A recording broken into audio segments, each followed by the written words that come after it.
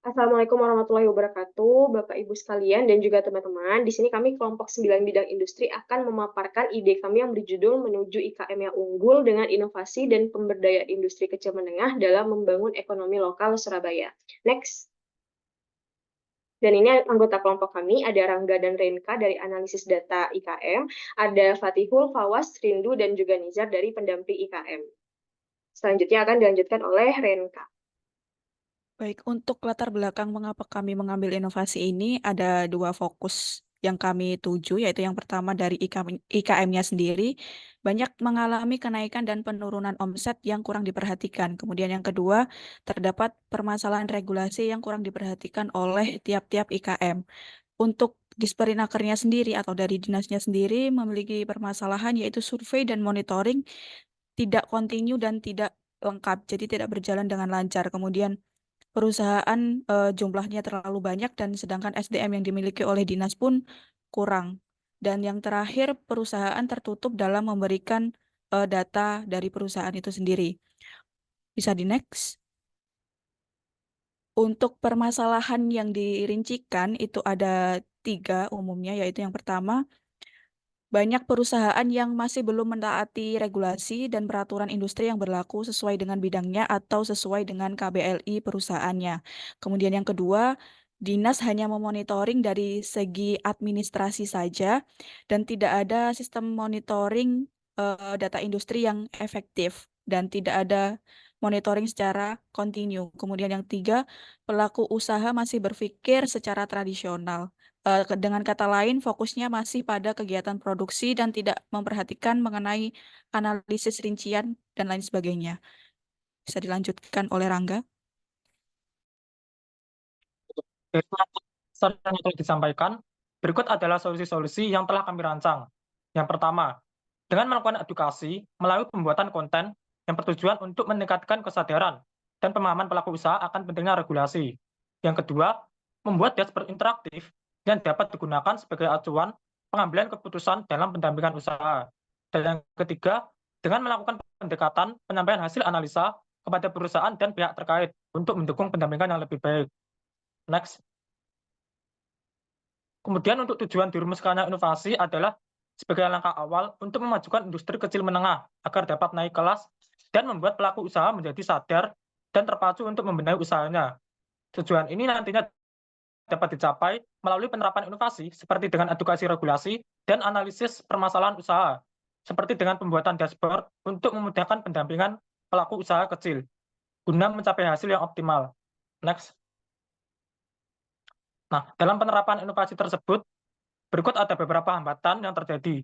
Yang pertama, ada banyaknya industri yang ada, kemudian kurangnya sumber daya manusia untuk mendampingi usaha. Yang kedua, ada kurangnya kesadaran perusahaan akan regulasi, karena pelaku industri cenderung lebih memprioritaskan profit dan pendampingan. Dan yang terakhir, terbatasnya akses terhadap data perusahaan, karena perusahaan cenderung tertutup dan beberapa data mungkin tidak memiliki validitas yang baik. Next. Selanjutnya tentang rancangan bangun inovasi, yaitu yang pertama deskripsi inovasi tentang dashboard interaktif, di mana ini dapat membantu para pendamping IKM untuk mempermudah mereka, para pendamping IKM dalam melakukan survei. Kemudian deskripsi yang kedua tentang edukasi, di mana permasalahan regulasi yang sering menjadi momok bagi para pelaku usaha, kami menggencarkan edukasi terhadap para pelaku usaha. Next. Berikut output maupun hasil dari inovasi kami, yaitu dashboard interaktif, di mana kami akan mengelola data mentah dari Excel sehingga menjadi dashboard seperti yang ada di dalam gambar, sehingga akan mempermudah bagi para pelaku pendamping IKM dalam melakukan survei. Oke, next. Untuk selanjutnya tentang output dan hasil dari inovasi yang kedua, yaitu edukasi regulasi, di mana ini akan membantu para pelaku usaha agar mengetahui dan sadar tentang pentingnya regulasi. Selanjutnya dilanjutkan oleh Awas.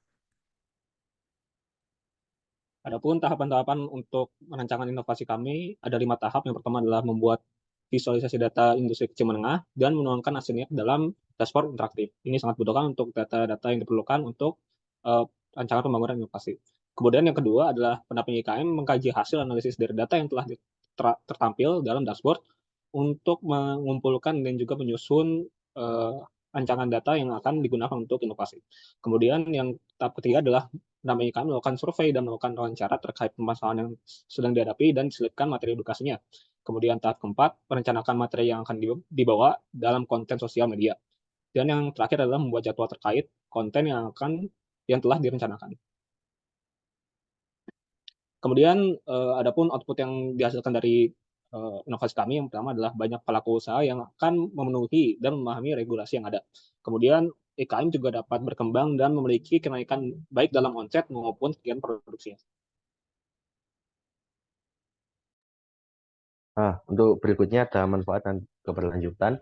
Untuk manfaat dari inovasi ini sendiri itu ada meningkatkan efektivitas dalam pendampingan IKM, lalu memfasilitasi proses pendampingan secara berkelanjutan, dan meningkatkan kepatuhan dan kesadaran terkait regulasi. Untuk keberlanjutan inovasi sendiri, kontinuitas pendampingan IKM yang lebih terjaga. Lalu ada peningkatan kesadaran dari pelaku usaha akan regulasi yang ada, dan juga inovasi ini dilakukan secara berkelanjutan karena memerlukan waktu dan aksi yang secara kontinuitas. Next.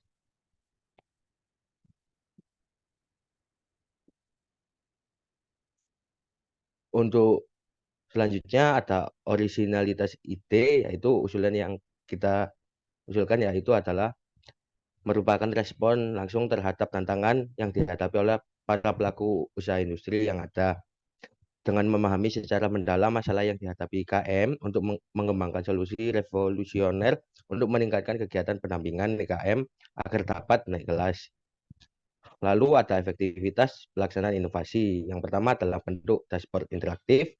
Para pendamping IKM akan dapat dengan lebih efisien dan lebih mudah dalam menganalisis dan mengidentifikasi masalah yang akan dihadapi oleh para pelaku industri. Lalu ada pula media sosial untuk membantu membagikan edukasi regulasi secara lebih luas. Next.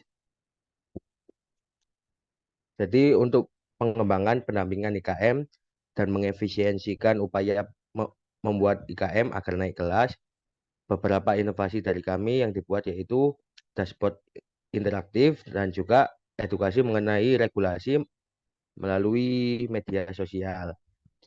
Untuk selanjutnya saya kembalikan kepada Rindu. Baik, terima kasih. Sekian dari kami.